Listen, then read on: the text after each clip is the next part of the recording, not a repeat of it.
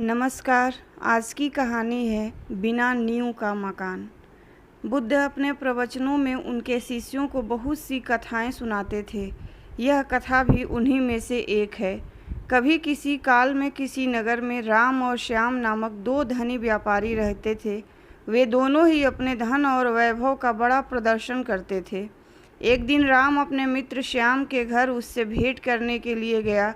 राम ने देखा कि श्याम का घर बहुत विशाल और 3 मंजिला था। 2500 साल पहले 3 मंजिला घर होना बड़ी बात थी और उसे बनाने के लिए बहुत धन और कुशल वास्तुकार की आवश्यकता होती थी। राम ने यह भी देखा कि नगर में सभी निवासी श्याम के घर को बड़े विस्मय से देखते थे और उसकी बहुत बड़ाई करते थे। अपने घर वापसी पर राम बहुत उदास था कि श्याम के घर ने सभी का ध्यान खींच लिया था। उसने उसी वास्तुकार को बुलवाया जिसने श्याम का घर बनाया था। उसने वास्तुकार से श्याम के घर जैसा ही 3 मंजिला घर बनाने को कहा। वास्तुकार ने इस काम के लिए हामी भर दी और काम शुरू हो गया। कुछ दिनों बाद राम काम का मुआयना करने के लिए निर्माण स्थल पर गया।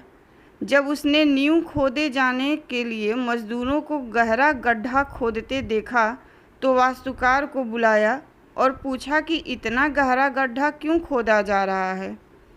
मैं आपके बताए अनुसार 3 मंजिला घर बनाने के लिए काम कर रहा हूँ, वास्तुकार ने कहा। सबसे पहले मैं मजबूत नींव बनाऊँगा, फिर क्रमशः पहली मंजिल, दूसरी मंजिल और तीसरी मंजिल बनाऊँगा। मुझे इस सब से कोई मतलब नहीं है, राम ने कहा। तुम सीधे ही तीसरी मंजिल बनाओ और उतनी ही ऊंची बनाओ जितनी ऊंची तुमने श्याम के लिए बनाई थी। नींव की और बाकी मंजिलों की परवाह मत करो। ऐसा तो नहीं हो सकता, वास्तुकार ने कहा। ठीक है, यदि तुम यह नहीं करोगे तो मैं किसी और से करवा लूँगा, राम ने नाराज होकर कहा। उस नगर में कोई भी वास्तुकार नींव के बिना वह घर नहीं बना सकता था। फलतः वह घर कभी न बन पाया। अतः किसी भी बड़े कार्य को संपन्न करने के लिए उसकी नींव सबसे मजबूत बनानी चाहिए एवं काम को योजनाबद्ध तरीके से किए जाना चाहिए। धन्यवाद।